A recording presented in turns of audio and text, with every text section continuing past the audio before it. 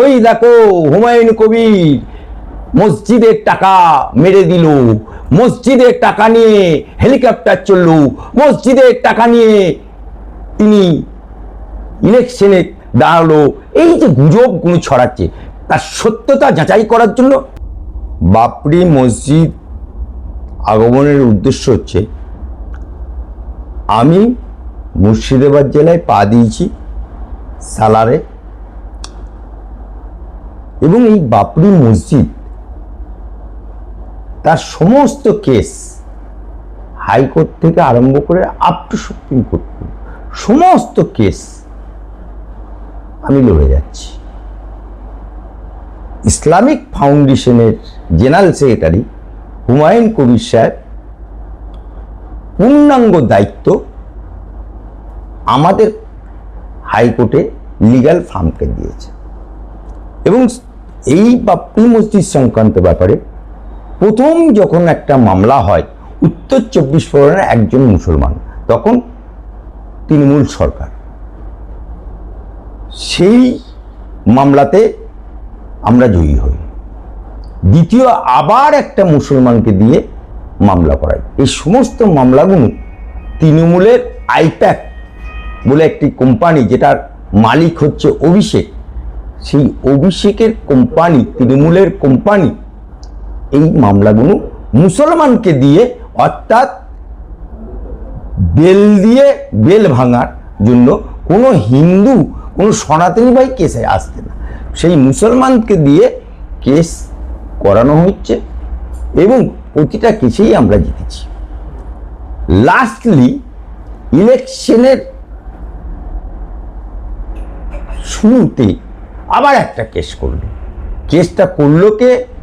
সেও মুসলমান, বর্ধমান পূর্বেতে তার বাড়ি, তার মুর্শিদাবাদ জেলাতেও বাড়ি না। হঠাৎ করে সে বাবরি মসজিদের টাকা নয়চয় হচ্ছে, হিসাব দাও।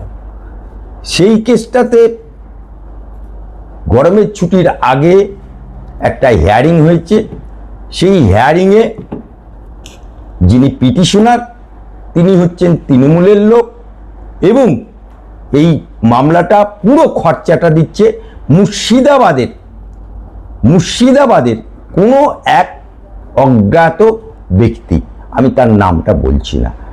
তাহলে এবং সেই মামলাটা আগামী ছুটির পর, মানে 8ই মে কোর্ট খোলার পর ওই মামলাটার শুনানি হবে। এখন যেহেতু মামলার দায়িত্ব আমার, তাই আমি শুধু থিওরি দেখে কাজ করি না, আমি প্র্যাকটিক্যাল দেখে কাজ করি। তাই থিওরি দেখে কাজ না করে প্র্যাকটিক্যালভাবে আমি কাজ করার জন্য আজকে আমি বাবরি মসজিদে এসছি, এবং হুমায়ুন সাহেবের কাছ থেকে আমার ক্লায়েন্ট হিসেবে যার বাবরি মসজিদের হিসাব, অডিট যা কিছু আছে সমস্ত ডকুমেন্ট, এবং এটা যে ইসলামিক ফাউন্ডেশন ট্রাস্টি বোর্ডের আন্ডারে এই সম্পত্তিটা কেনা হয়েছে সেটা সম্পূর্ণ আমি নিলাম। এবং আমি সম্পূর্ণ বাবরি মসজিদ অনেক ইউটিউবার বাজারে ছড়াচ্ছে, অনেক মুসলমান ভাই বাজারে ছড়াচ্ছে, ওই দেখো হুমায়ুন কবির মসজিদের টাকা মেরে দিল, মসজিদের টাকা নিয়ে হেলিকপ্টার চললো, মসজিদের টাকা নিয়ে তিনি ইলেকশনে দাঁড়ালো। এই যে গুজবগুলো ছড়াচ্ছে তার সত্যতা যাচাই করার জন্য আমি আজকে এই বেলডাঙাতে, যে বেলডাঙাতে আমি হাইকোর্টের অর্ডার নিয়ে বেলডাঙাতে বা বেলডাঙার গামছা উড়িয়ে বলেছিলাম লড়কে লেঙ্গা মসজিদ, তাই আজকে আমি সরজমিনে আগামী দিনে যে হিয়ারিং আছে, হিয়ারিং তো আমি করব, সুতরাং সরজমিনে বাবরি মসজিদ কতটা তৈরি হলো, কতটা বাকি, এবং জেনারেল সেক্রেটারি যিনি ইসলামিক ফাউন্ডেশন, এটাতে ট্রাস্টি বোর্ডের কাছ থেকে হিসেবপত্রটা আমি নিয়ে নিলাম। এই উদ্দেশ্যেই আজকে আমার এখানে আসা।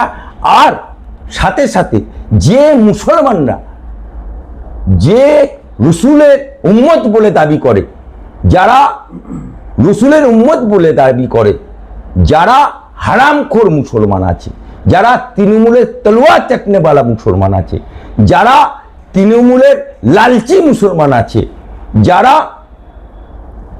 কিছু কিছু ইউটিউবারও আছে, এই মসজিদ সংক্রান্তভাবে ভুল তথ্য বিভিন্ন জিনিস তারা জনগণের কাছে তুলে ধরছে, তাদের বিরুদ্ধেও মামলা হবে। এটা তাদের খাটিয়া খাড়া হয়ে যাবে, সে যে হনু হয় আমি দেখে নেবো তাকে কোর্টে, হাইকোর্টে।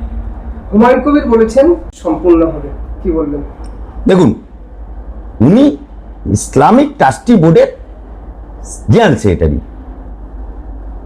2028 সালের মধ্যে কমপ্লিট হবে উনি ভালো জানে।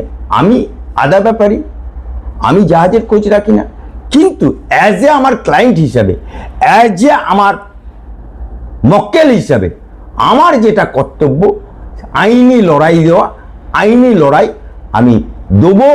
এবং সেটা 2028 সালে যদি উনি ওয়াদা করে তাহলে ওনার ওয়াদা পালন করা উচিত।